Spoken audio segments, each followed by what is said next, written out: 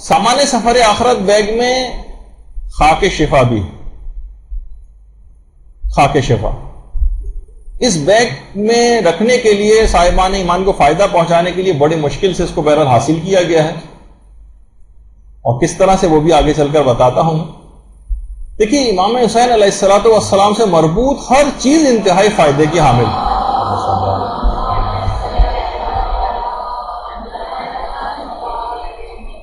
جب بھی ہمارے پانچویں امام باقاعدہ امام حسین پر گریے کا حکم دیتے تھے، مجلس عزا خود بیت الشرف میں برپا ہوتی تھی، مومنین کو ایک دوسرے کی تعزیت کا حکم دیتے تھے، اور امام فرماتے تھے کہ میں جو بھی ان مجالس کو برپا کرے گا اور اس طرح سے تعزیت کرے گا، میں ان کے لیے 2000 حجوں اور 2000 عمروں کے ثواب کی ضمانت لیتا ہوں۔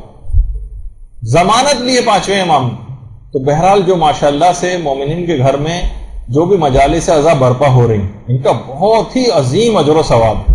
بس یہ ہے کہ اس میں اپنی اخلاص نیت کو مد نظر رکھیں، اور اس میں ذاکر بھی اور جو مجلس پڑھ رہا ہے، جو بانی مجلس ہیں، وہ تبلیغات کی نیت رکھیں، فضائل کے ساتھ ساتھ امام کی سیرت کو بھی بیان کریں، تو پھر وہ مجالس عزا حقیقتاً اس معیار کو پہنچیں گی کہ جس سے امام خوش ہوں۔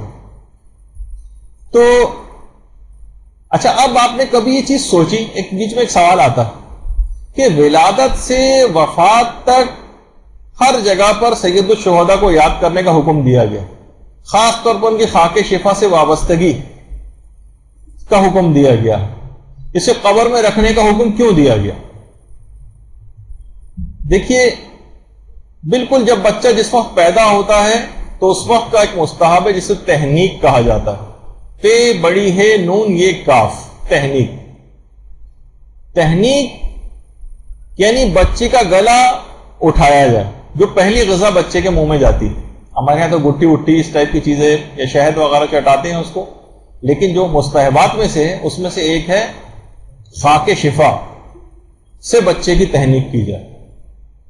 خاک شفا سے، مائے فرات سے تحنیک کا بھی تذکرہ ہے، بچے کے منہ میں پہلی غذا کا انتظام رکھا جائے، فرات کا پانی، یا پھر کھجور سے بھی تحنیک کا حکم ہے اگر یہ چیزیں اویلیبل نہ ہوں، اور وہ بھی نہ ہو تو بہرحال جو بھی چیز اویلیبل ہو ٹھیک ہے، پھر شہد وہد بھی چل جائے گا۔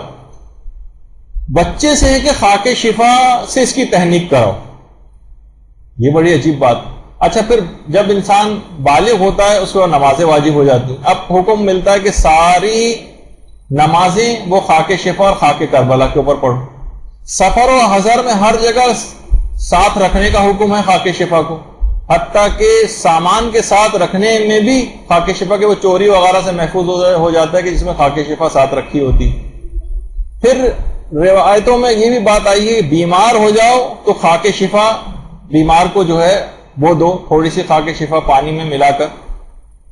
امام حسین پہ روزانہ جب پانی پیو تو ان کو سلام کرو، گھروں کو مجالس عزا سے زینت دو، ہر صبح و شام، ہر غمی، ہر خوشی، ہر نماز کے بعد زیارت امام حسین پڑھو، چاہے عید کا دن ہی کیوں نہ ہو امام حسین کی زیارت پڑھو۔ کیوں یہ کیوں اتنے پوری زندگی کے اندر خاک شفا اور امام حسین کی یاد کیوں ہے؟ اس وجہ سے تاکہ ہمارے گوشت و پوست میں، ہمارے اعضاء و جوارے میں، ہمارے قلب و ذہن میں ہر جگہ یہ رواں دواں ہو جائے، اور مقصد امام حسین امر بالمعروف اور نہی عن المنکر کبھی بھی فراموش نہ ہونے پائے۔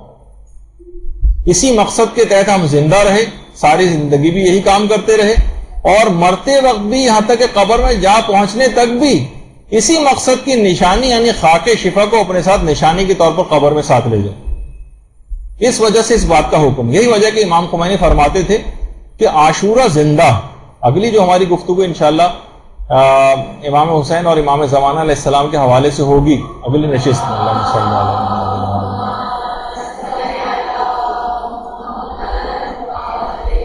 اس میں عاشورہ اور انتظار امام زمانہ ایک ہی سکے کے دو رخ ہیں، یہ کس طرح سے اس میں تفصیل سے بات بیان ہوئی۔ تو امام خمینی فرماتے تھے کہ عاشورہ ایک زندہ حقیقت، زندہ ہے، اور عاشورہ کے ہوتے ہوئے کوئی ملک ہمیں نقصان نہیں پہنچا سکتا، یہ جملہ امام خمینی کا۔ اور امام خمینی فرماتے تھے کہ ہمیں ہر روز گریہ کرنا چاہیے، اور اس مکتب کی حفاظت کے لیے روزانہ ممبر پہ جانا چاہیے، اور امر بالمعروف اور نہی عن المنکر کرنا چاہیے۔ خالی یہ نہیں کہ بس صرف ہم ایام عزا کے آنے کا انتظار کریں اور اس میں بھی ایک مخصوص ٹائپ کی ایک مجالس جو ہے بس صرف وہ پڑھیں، باقی نہ ان کے مشن کا کوئی خیال ہو، نہ ان کے مقصد کا کوئی خیال ہو، اور بس ہم ایک رسم کو پوری کریں. یہ ایک شعوری چیز ہے، صرف شعار نہیں ہے، بلکہ مجالس اعضاء ایک شعور والی چیز ہے. تو ائمہ کے ادوار میں بھی جو تربت ہے، خاص طور پر جو اس کے اندر سامان سفر آخرت بیگ میں رکھی گئی ہے، یہ پانی میں ملا کر بیماروں کو پلانے کے لیے بھی جو ہے وہ استعمال ہوتی تھی. ہر قسم کے درد، ہر قسم کی بیماریوں کے لیے علاج، حتیٰ کہ خود امام معصوم علیہ السلام بیماروں کو بھجوایا کرتے تھے خاک شفا پانی میں. بہت سے لوگوں کو کوشش کرتے تھے کہ اپنے پاس بلاتے تھے تاکہ یہاں آ کر پیو، میں پلاؤں گا. اور پھر اس کے بعد جو نہیں آ سکتا تھا، زیادہ شدید بیمار ہوتا تھا، تو ان تک پہنچاتے تھے.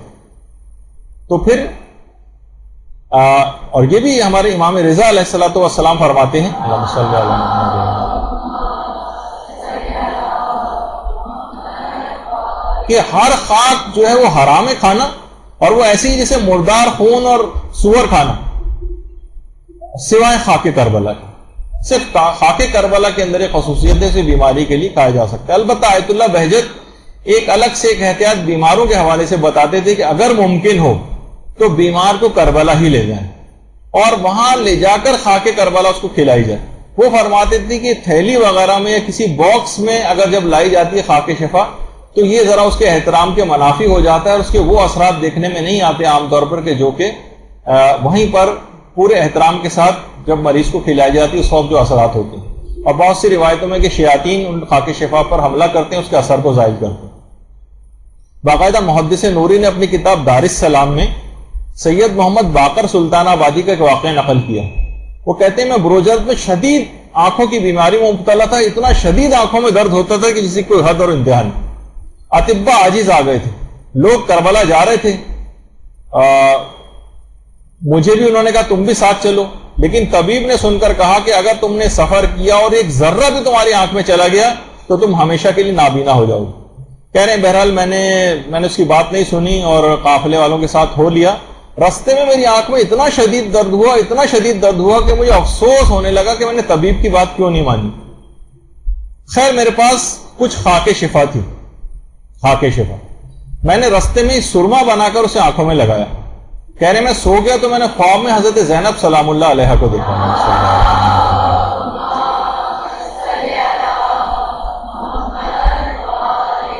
اور حضرت زینب سلام اللہ علیہ نے اپنے مقنے کا ایک گوشہ پکڑ کر میری آنکھوں میں لگایا، آنکھوں میں ملا. اچانک سے اسی وقت میری آنکھ کھل گئی، دیکھا درد بھی غائب ہو چکا ہے، مرض کا دور دور تک کوئی نام و نشان باقی نہیں.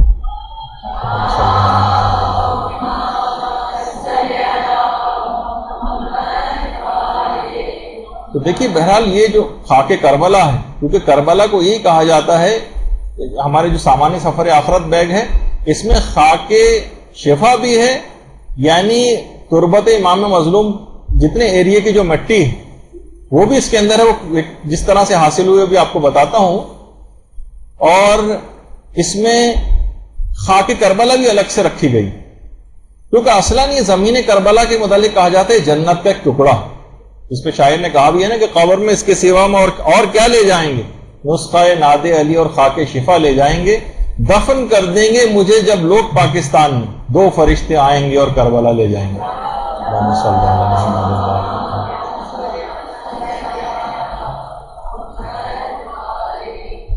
اصلاً یہ جنت کا ایک ٹکڑا ہے زمین کربلا، جسے آخرت میں جنت سے ملحق کر دیا جائے. وہ واقعہ مشہور ہے نا جو امام معصوم کے حوالے سے بھی اور ایک عالم کے حوالے سے بھی، کہ وہ ایک شخص سے ملے تھے کہ جو کہ علوم میں رمل وغیرہ جانتا تھا اور ہر چیز بتا دیتا تھا. تو انہوں نے ہاتھ میں کوئی چیز رکھی، ان عالم نے کہا کہ سوچ کے بتاؤ میرے ہاتھ میں کیا ہے. وہ علم جاننے والا شخص جو تھا کہنے لگا کہ میں پہنچ تو گیا ہوں کہ تمہارے ہاتھ میں کیا ہے، مگر میں اس پہ حیران ہوں کہ تمہارے ہاتھ میں یہ چیز آئی کیسے. تمہارے ہاتھ میں جنت کی مٹی. جب ان عالم نے ہاتھ کھولا تو دیکھا کہ قبر تربت امام مظلوم ان کے ہاتھ پہ تھی.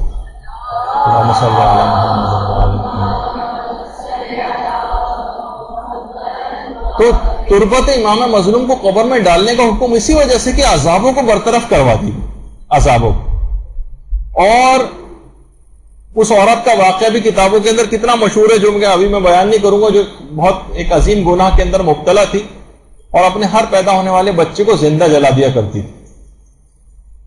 تو بہرحال جب لوگ اسے دفن کرنے جاتے تھے تو جب دفن کرتے تھے قبر اٹھا کے اس کو باہر پھینک دیا کرتی تھی. لوگ امام کے پاس گئے کہ اس کا کوئی حل بتائیے. امام نے کہا کہ اس کے علاوہ کوئی حل نہیں. چٹکی امام حسین علیہ السلام کی قبر کی تھی کہ اس کی قبر میں جا کے ڈال دو تو قبر اس کے جسم کو قبول کر لے گی. اور پھر اس کو جب ڈالی گئی تو قبر نے اس کے جسم کو قبول کر لیا. یعنی بہرحال عذابوں کو برطرف کروانے والی چیز. اور خود یہ جو بھی واقعہ آپ سن رہی تھی اس سے پہلے امام موسیٰ کاظم علیہ السلام کا بی بی شتیتہ کے حوالے سے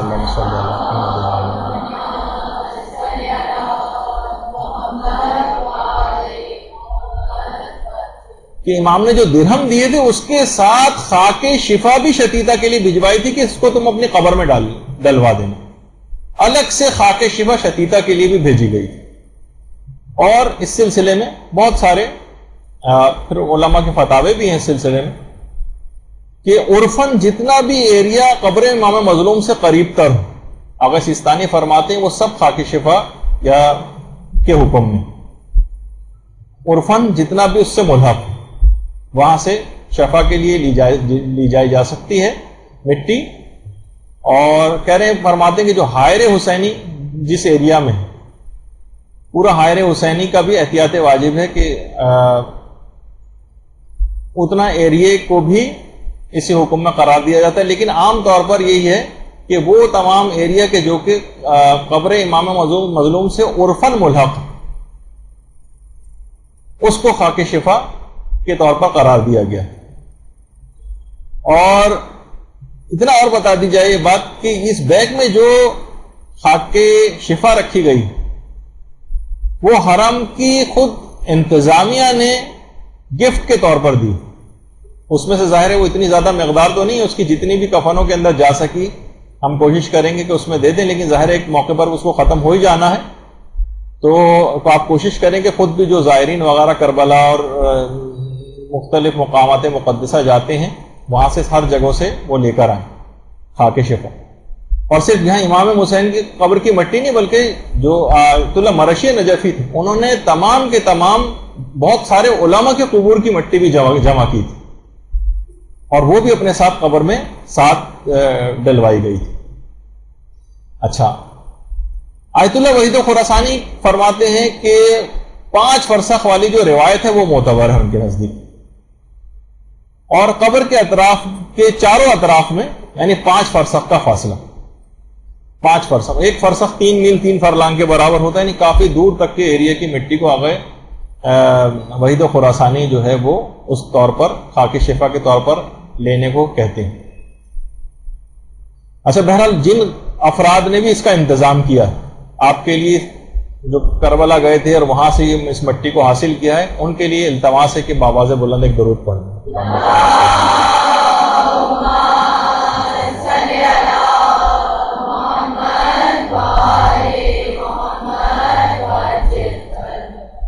اچھا, ہمارے غلام علی وزیری صاحب نے ایک روایت ایک دفعہ پڑھی تھی, اس کا کتاب کا ریفرنس تو میرے پاس نہیں, البتہ انہوں نے سنائی تھی, ان کے پاس ضرور ہوگا. وہ یہ ہے کہ قیامت کے دن جب پروردگار جنت کی طرف متوجہ ہوگا تو دیکھے گا کہ جنت کا ایک حصہ نامکمل رہ گیا, زمین کا ایک ٹکڑا غائب ہے جنت میں سے. پروردگار پوچھے گا یہ جنت تو میں نے مکمل بنائی تھی, یہ ٹکڑا کہاں غائب ہو گیا؟ تو فرشتے عرض کریں گے کہ پروردگار یہ زائرین امام حسین نے امام حسین کی قبر کی مٹی لے جا کر جو اتنے سالوں میں لے جاتے رہے یہ اپنی قبروں میں منتقل کر دی. یعنی وہاں جنت کا ایک ٹکڑا ہے نا, وہ پورا ایریا, کہا کہ جنت کا حصہ نامکمل اس وجہ سے رہ گیا ان کے قبور کے اندر. پروردگار کہے گا کہ دوبارہ اس مٹی کو یہاں لے کر آؤ تاکہ اسے جنت سے ملحق کیا جا سکے اور مکمل کیا جا سکے, اور ان اجسام کو بھی جو ان قبروں کے اندر موجود ہیں ان کو بھی اس مٹی کے ساتھ ہی جنت میں منتقل کر دیں.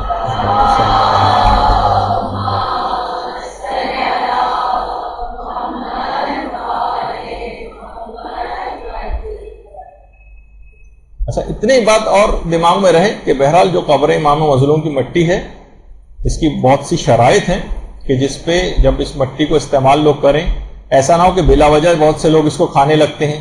ایک تو زیادہ مقدار میں اس کو نہیں کھایا جا سکتا, بالکل چنے کی برابر جو جتنا ہوتا ہے اس سے زیادہ اس کو نہ کھایا جائے, اور شفا کی نیت سے کھایا جائے. اگر مریض بھی چنے کی مقدار سے زیادہ اگر کھائے گا تو اکثر علماء اس کو کہتے ہیں کہ یہ حرام ہو جائے گا, اور اگر شفا کی نیت کے بغیر ویسے ہی اگر کوئی کھائے گا تب بھی اس کے لیے حرام ہو جائے گا. تو یہ دونوں چیزیں، یہ شرطیں موجود ہونی چاہیے. اور بہرحال جس وقت خاک شفا جو اٹھائی جاتی ہے اس وقت کی بھی ایک دعا ہے. خیر جب وہ استعمال کرنے لگے تو مفاتی سے اس دعا کو بھی ضرور پڑھ لیا جائے اور اس کو پانی میں اس طرح سے گھول دیا جائے اس کو کہ وہ گھل مل کر بالکل ختم ہو جائے، مٹی وغیرہ کا اس کے اندر اس لحاظ سے شائبہ باقی نہ رہے، گھل مل کر اس کے اندر ختم ہو جائے وہ مٹی، اور پھر اس پانی کو جو ہے وہ پی لیا جائے. اس کی تاکید خاص طور پر وسائل الشیعہ میں شیخ حر عملی نے امام زمانہ علیہ السلام کی توقیع کے لحاظ سے نقل کی. اللہم صلی علی محمد.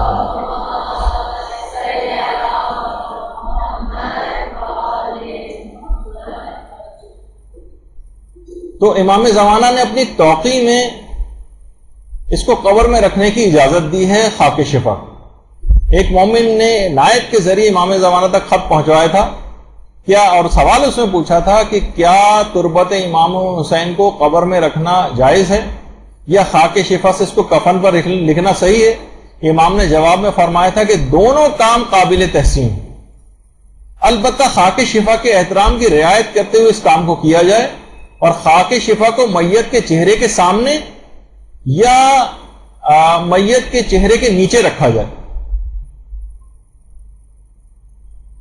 کیونکہ امام حسین کی قبر کی خاک بہت ہی خیر و برکت والی ہے اور میت پر سے ہر آفت و بلا اور عذاب جو ہے وہ ٹل جاتا ہے اگر اس قبر کے اندر جو ہے وہ خاک شفا جو ہے وہ رکھی گئی. تو اس وجہ سے خاص طور پر اس کے اندر اس بات کا اہتمام کیا گیا. اور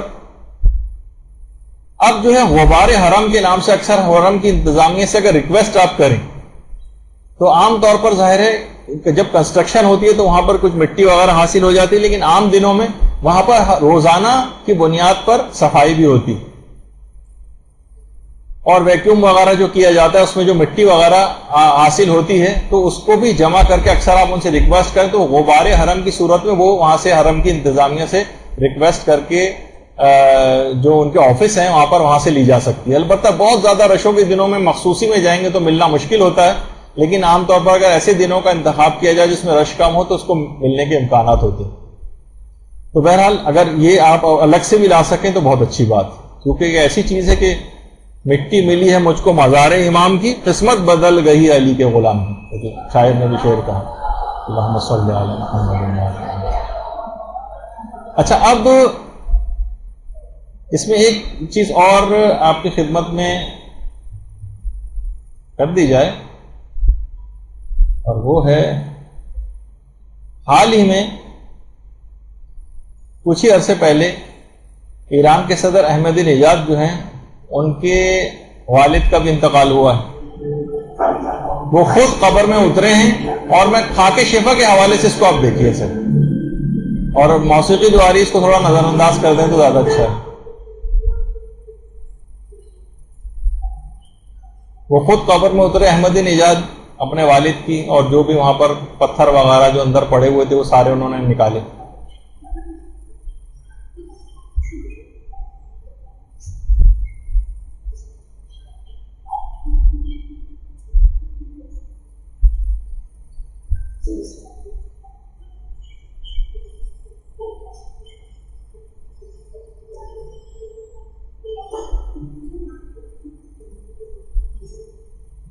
اور اس کے بعد یہ تمام ائمہ کے حرموں کی جو مٹی تھی ان کے قبور کی جو پہلے سے جمع کر کے رکھی گئی تھی وہ ان کے سرانے بکھیر دی گئی، انہوں نے خود بکھیری اس کو. اور جو حکم تھا جو امام زمانہ کی توقیع میں اس پر عمل کیا، اس میں سرانے کے قریب پھیلا دیا گیا اس کو، اس مٹی کو.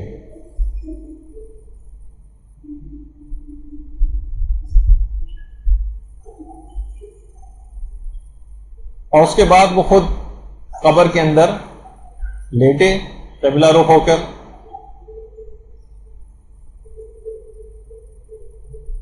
اب تک ہم نے ویسے کبھی کسی سربراہ مملکت کو ایسا عمل کرتے جو ہے وہ نہیں دیکھا.